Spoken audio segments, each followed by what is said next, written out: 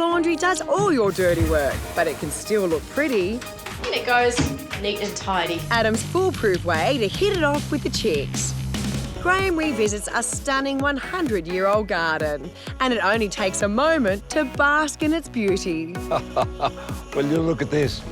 The sun's out, the birds are singing, spring is definitely here. Now, traditionally, this is the time of year we generally declutter and clean our homes. But I'm going to go one step further and tackle one of the hardest working rooms, the laundry. And here it is in all its tiny, tiny glory. Outside laundries like this are fairly typical of houses of this era, and while some think they are a little old-fashioned, I actually think they're an asset. This situation means that everything can be self-contained away from the house, and you're also nice and close to the washing line. But as you can see, this one is a little on the small side. But trust me, there is a ton of stuff that we can do in here to maximise the storage. First thing I need to do though is to get everything out. That way I can get the tradies in.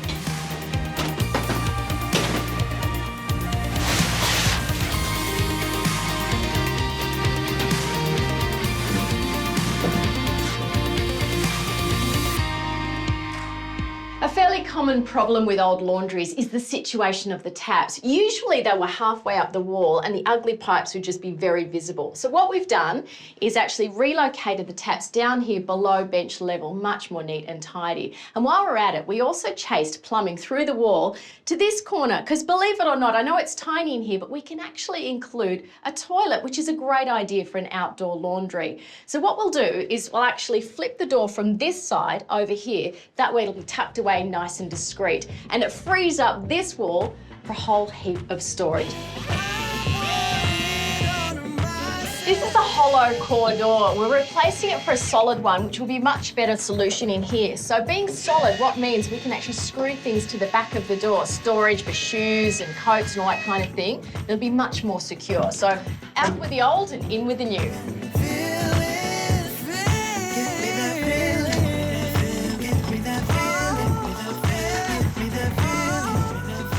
What I'm doing here is spot priming. If you patch your walls, you absolutely have to prime those sections before you paint. Otherwise, you're going to end up with blotchy paintwork. You'll actually see this run here. Even little holes like this where you've filled in from pictures and things in the past, make sure you fill them and prime them, and then you can paint.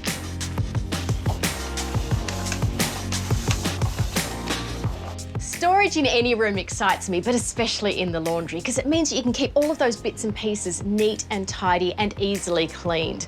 Now, you can buy kitchen flat packs to suit a laundry situation, and basically these come in standard size cabinets, so you can build them to suit your laundry. Now, if you have areas like we have behind the door, that hidden space, and you're handy with tools, why not have a go at customizing something yourself?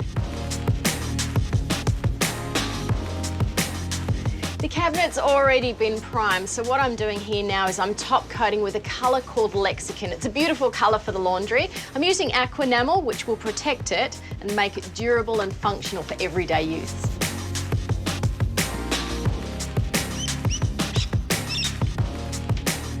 Thanks, Sean. That's great. This is an end panel. You can buy these from the kitchen section at the hardware store, and we're going to have one here against the wall and one on this side to contain the washer and the dryer. Now, these are a really simple way to get that built-in custom cabinetry look, and if you don't want to go to the whole hassle of entirely doing your laundry, you could do little more than contain your washer and dryer within two of these. Just hold them in place with brackets. They do make a massive difference to a laundry. There are a ton of different benchtop options. You could go for stone, maybe you could go for laminate, but with both of those, you do need to have them professionally cut. With timber like this, you can buy it in slabs off the shelf from the hardware store, and the great thing is you can cut it yourself, so it's really DIY and budget friendly.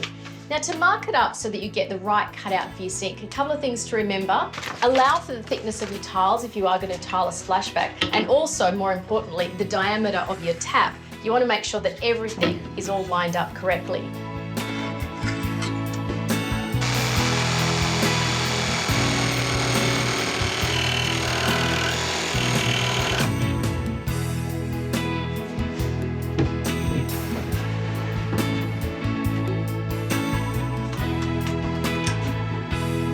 Such a clever idea. If you're feeling industrious, with the right runners, you can actually extend your bench top right the way through to separate your washer and your dryer. Then on wash day,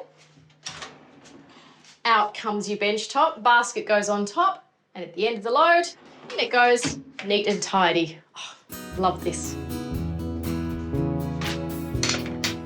For the splashback, we've chosen these matte subway tiles for a clean, contemporary look. Now you can run them a few different ways, but we've chosen to do them stacked, so they'll go one above the other to around this height. Now the game with tiling, as you would know, is you want to get away with as few cuts as possible. It's a good idea to lay everything out just to see where you're going. So for these tiles, we'll start in the corner and just mark each one as you go across. So it's 2 full tiles, 3, and then on the 4th one, we've got about 2.5 centimetres that will need to be trimmed off. So once this is actually cut, I'll put the cut edge into this corner because this is the first point of the room you see as you come through the door, and you want to have everything neat and tidy along that line. We're sprucing up a little laundry for spring, and it's time to add a dash of colour. And what better colour for spring than beautiful duck egg blue? This is one of my favourites, you probably already know that.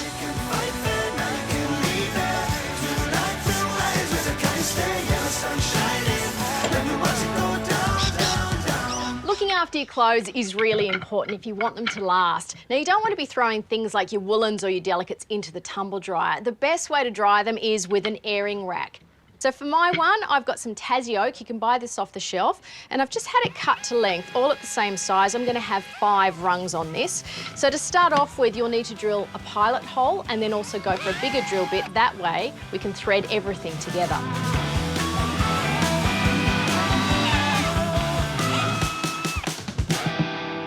You'll also need some nuts and some washers. So pop one of the nuts on one end, followed by a washer. Thread it through one of your timber lengths, another washer, and then a nut. And keep repeating the process all the way along.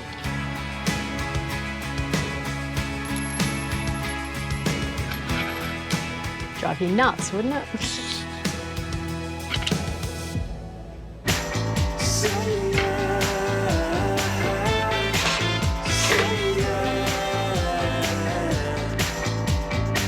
The plumber's been and the toilet's in. Now for the final piece, the seat on top. Look at that, perfect. And by the time the door is back on, this is a great little corner. We've really made the most of this space, don't you think? A big secret in small rooms is to never waste the space. Now, if you buy brackets like this from the hardware store, you can use your leftovers with a couple of holes in there to create floating shelves. Great little space saver.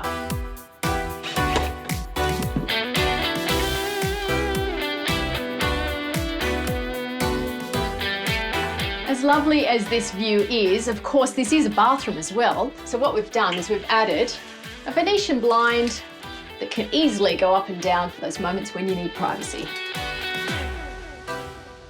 Such a great, fresh little laundry, and I love that we've packed so much clever storage in here. Instead of having a washing basket, we've added drawers, one for the ducks and one underneath for the lights. And also having this bench top, we haven't wasted a bit. We've managed to use it throughout the space. So of course we've got it by the sink, got a couple of shelves here, one above the loo, and not forgetting this fabulous pull-out bench. I just think that's genius. I love that. We've got our cupboard that was behind the door, now fully accessible, which is really terrific. So great place for the ironing board, for mops and brooms, and the iron up top. Storage up high, and also, not forgetting, storage down below the sink. And of course, laundries can be high-risk areas if you have young children. So anything you want to store under the sink really should have a child safety lock. These ones are genius. They've got little magnets that unclick the door, and when you shut it up, completely locked. Isn't that a great idea? Everything has its own space, even behind the door. What a great little laundry makeover.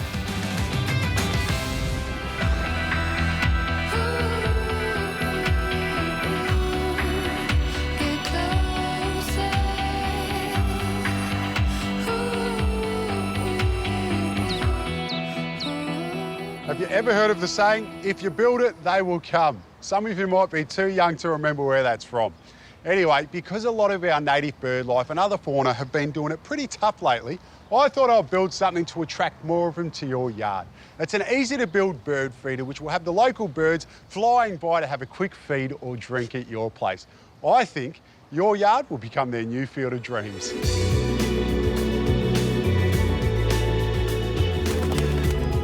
I'll be using this aluminium tray and some 12mm thick marine ply to make this bird feeder. Now, the size of the tray determines the size of the feeder. So the first thing I'm going to do is make a box to sit our tray in.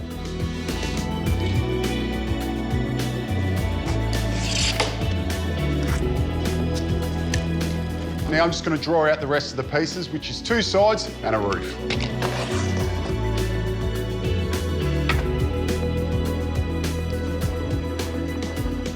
These are my 2 sides. I've got my rooftops up here, then I've got my base, but I don't want to keep it square. I want to give it a bit of detail. The easiest way to do that is just to get a bucket. When it hits this point here and this point there, I'm just going to trace it.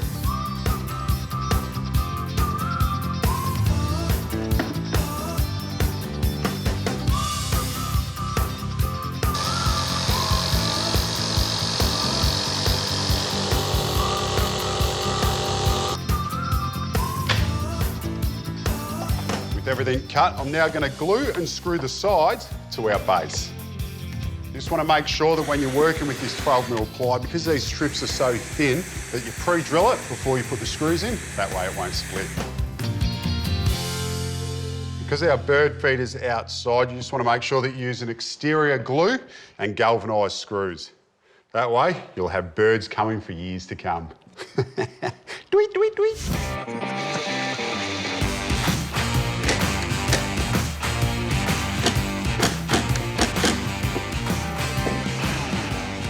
Does the tray fit?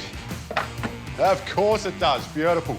Now at this point, we're gonna get our sides and we're just working our way up. So I'll glue and screw these on, but first up, I wanna give everything a quick sand because we don't want our little birdies getting splinters.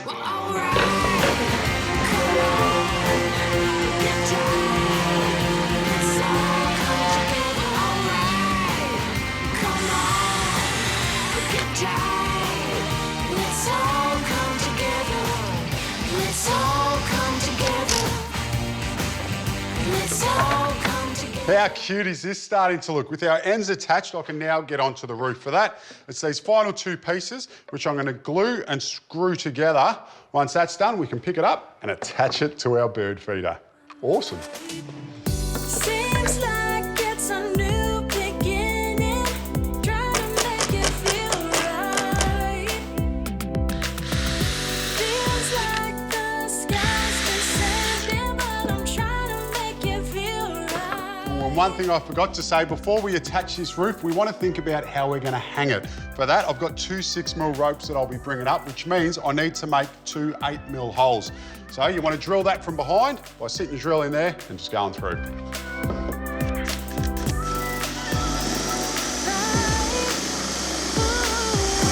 Take me home at the end of the night. Seems like it's a new beginning. With our bird feeder together, I'm just going over all the screw holes with some putty. Once that's dry, I'll give it a quick sand and we're ready for some staining.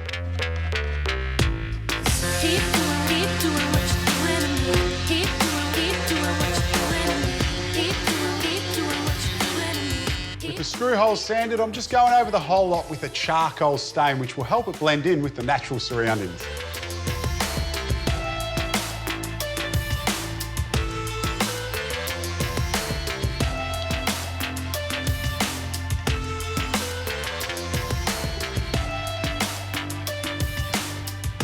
Just threaded through some 6mm rope to hang our bird feeder up, and this tree looks like the perfect spot. So have a go at making it this weekend. It's a great little project to do with the kids, and it might just attract some bird life to your backyard.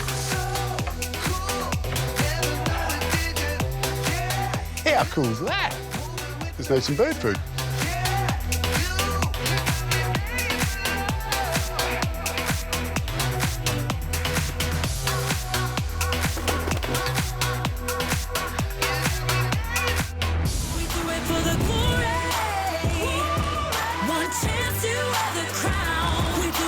Right in the heart of Sydney's Centennial Park, there's a garden like no other.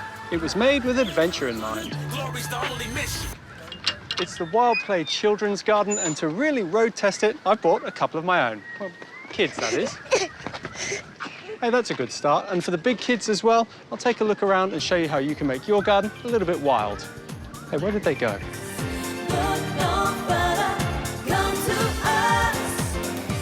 The philosophy behind Wild Play is connecting kids and families with nature. It's an immersive learning experience, and here they can interact with the gardens in all aspects of their development. I love how the park mimics the natural environment in its design. As you enter the garden, you're greeted by these amazing bamboo tunnels that are set in an endangered endemic Banksia forest. So this is educational and fun at the same time. And these are so easy to make. It's just old logs, bamboo canes, and a bit of wire. But just make sure there's no sticky outy bits if you try it at home.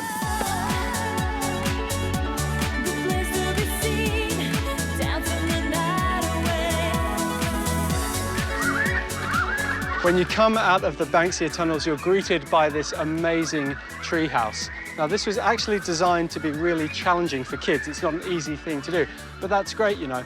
And the thing I love about it is the fact it's surrounded by plants. So if you're putting some play equipment into your own garden, if you can get some plants around it, it just looks much better. Hey, oh, you are going the right way. Let's go. I'll race you to the top. Quick. Go, go, go, go, go, go. Ah!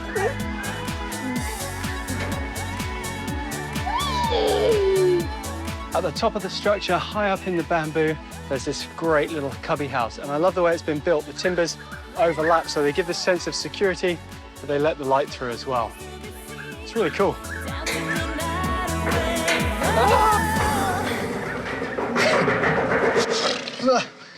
Well, it's supposed to be a garden for kids, but they didn't say what age. He cleaned off the bottom. Clean my bottom? No.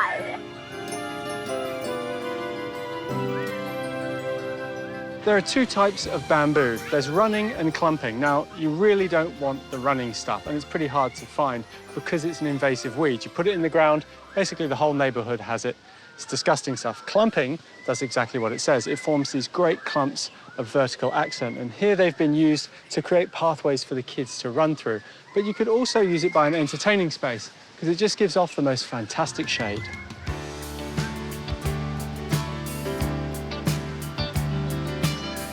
Over the total mounds, go. Go, go, go.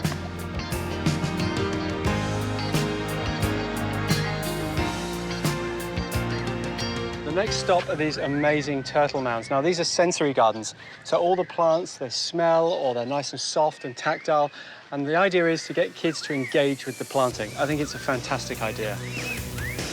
Ooh, take some home for cooking. Rosemary. Rosemary, yes. Smell it? Rosemary. What's this? Good, isn't it?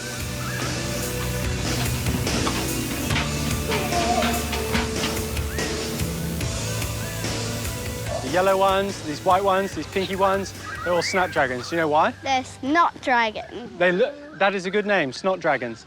They look like little dragon's heads.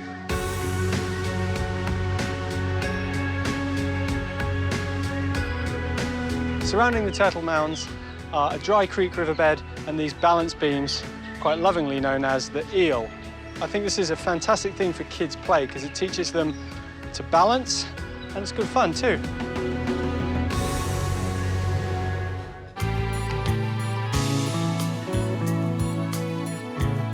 When you get to the end of the eel, it's also the end of the dry riverbed, and you come to an area called the swamp. But trust me, it is much nicer than a swamp. This collects a lot of water. You can actually see it connects up to one of the ponds in the rest of the park there. So you can use these plants at home if you've got a low wet spot. We've got things like the silver lady fern, catanthe, and the amazing purple Mexican mist flower.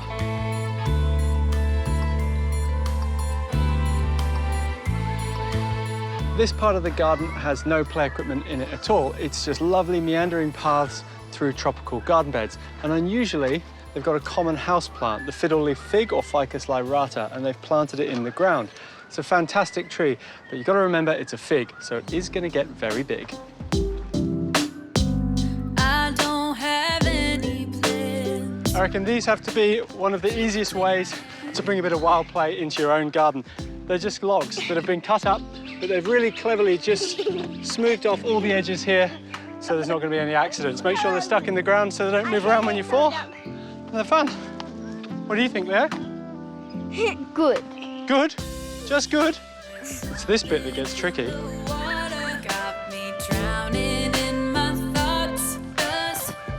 See if you can jump. I got you. Ready? Ready? 1, 2, 3, 4. Oh! Trust falls. I love it. Go.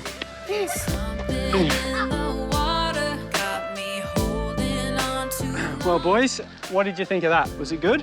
Yeah. If you had to have a favourite part, what would your favourite part be, Leo? The tree house. The tree house. And you, Hati? Same as my bow. Same as your bro. You know what my favourite part was? Yeah. Hanging out with you dudes.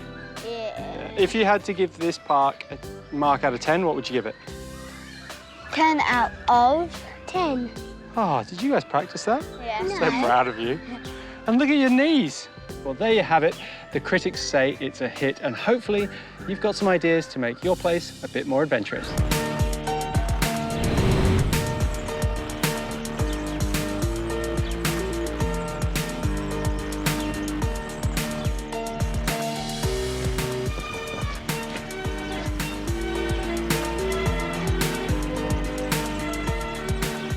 I've been lucky enough to visit some of the greatest gardens in the world, but this one is right on our doorstep.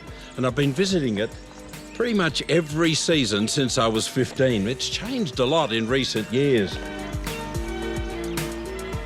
It's the height of spring. This is Nooroo in Mount Wilson in New South Wales. And the colour is an explosion. I can't wait to show you around.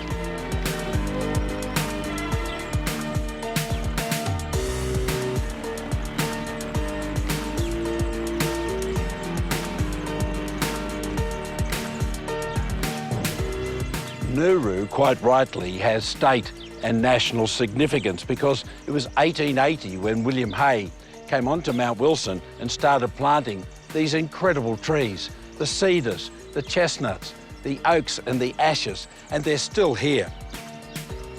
But for 140 years, she's just looking beautiful.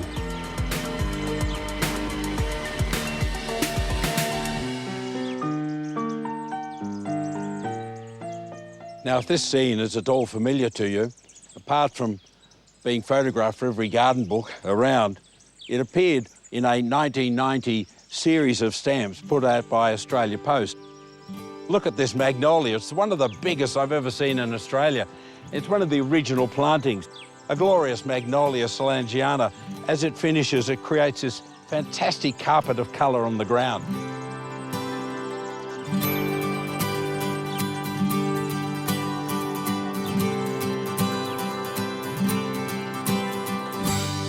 They've added some new plants here. They're hellebores, lovely lime green flowers in amongst the shades of blue and light and dark and white. There's also a lovely new, soft, creamy yellow polyanthus that's underneath what will be eventually the deciduous azaleas.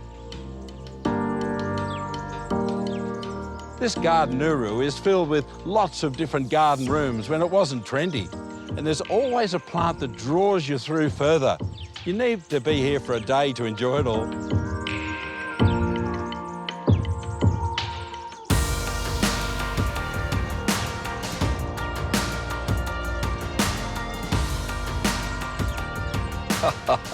Well, you look at this. It's one of the grandest blue vistas of bluebells that we have in Australia. It's very well known and it's quite a stunning sight. As for this tree, it's just so grand. It makes you feel fantastic to be alive. It's a 140-year-old sweet chestnut. These were all planted at the same time. This is the heart of the garden, if you like. It's also the heart of many ways of Mount Wilson. Such a grand tree. It's a grand landscape. And the sight is just beautiful.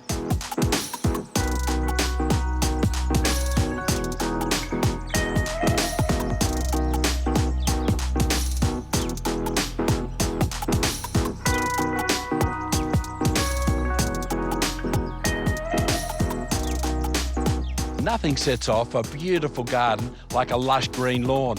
And it doesn't matter whether you've got an estate, a quarter-acre block or a courtyard, and you don't want any weeds in that lawn. Now, they've come up with a combination of weed and feed, which controls the weeds, the flatweed, the cudweed, the bindii, gets rid of them all, and you end up with a lush green lawn. Now, it comes in 2 different forms. You need to read the label. And the hose-on is just simple. Connect it up to your hose and away you go. This one is perfect for a fine leaf grass because it contains dicamba, but you can't use this one on your buffalo lawn. Go for Buffalo Pro. It contains bromoxynil and MCPA, which is just perfect for a buffalo lawn and safe. You'll have a lush green lawn and no weeds, and a wonderful summer ahead.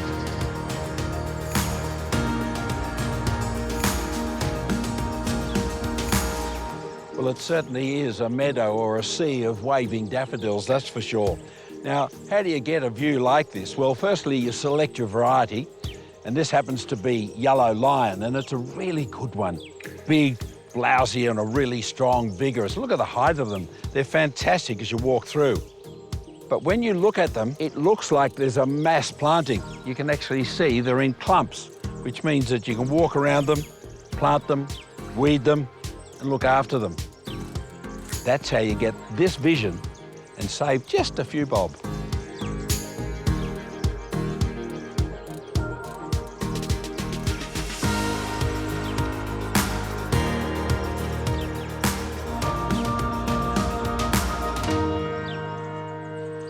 I couldn't bring you here and not show you these beautiful crab apples. Aren't they stunning?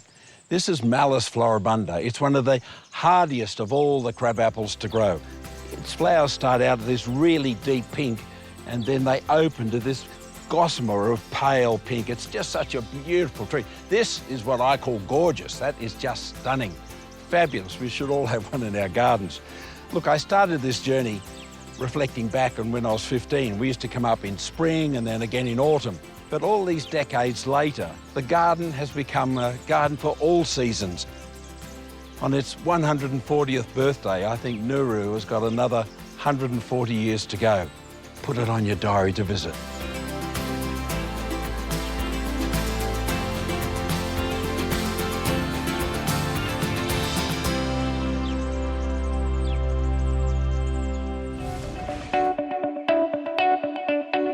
You know, up here on the north coast of New South Wales, around the Wauchope area, the grapevine's pretty active.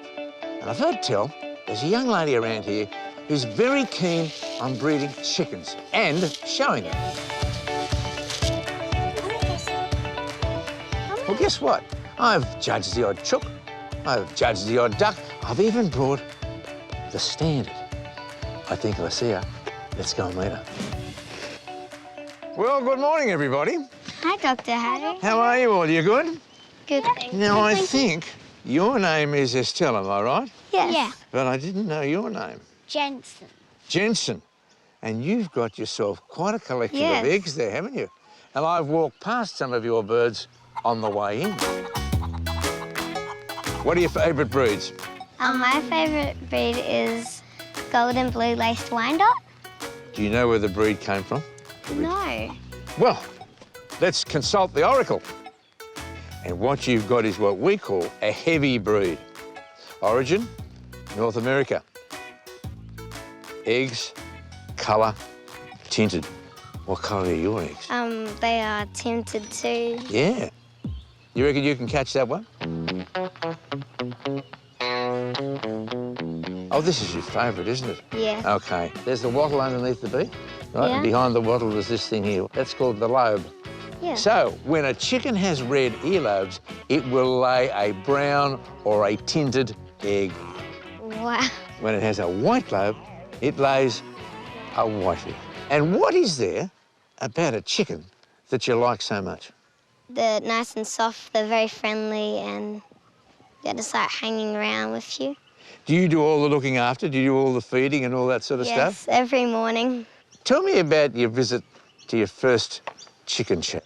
Some of them were absolutely amazing. You even got rewards from like how good you take care of them. If you're going to show chickens, right, we need to make sure that these chickens are healthy and that they're clean. You'd be surprised just how much goes into preparing one beautiful bird to be shown. I'm going round this side, you're going round that side. Aha. Hi, just go, steady. Well done, well done, well done. Aha!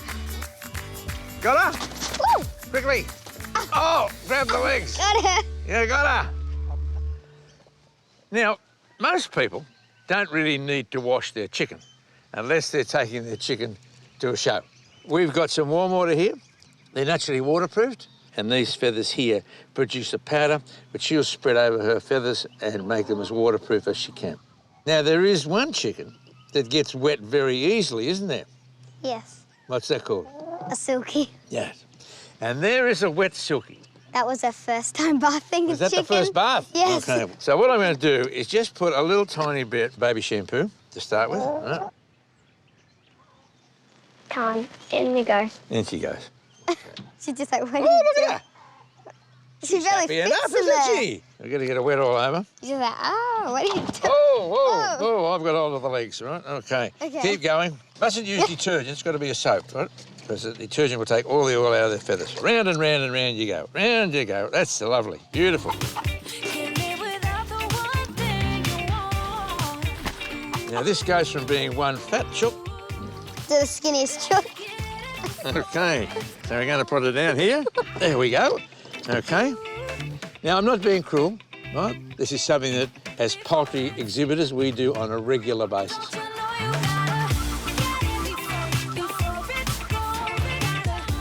Aha! See, the judge is going to look at all of this. Look.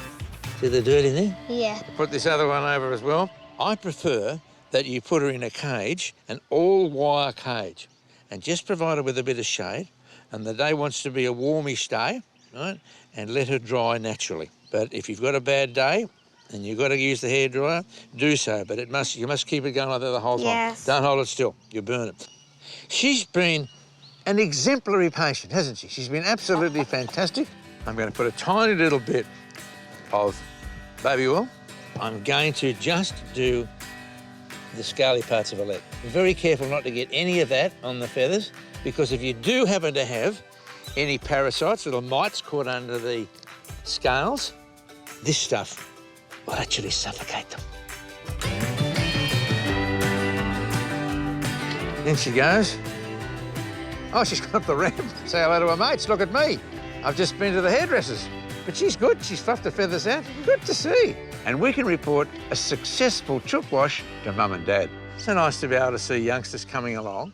Oh, we are so thrilled that she loves chickens, and I think we've all fallen in love with chickens ourselves. Never a dull moment. It's entertainment plus.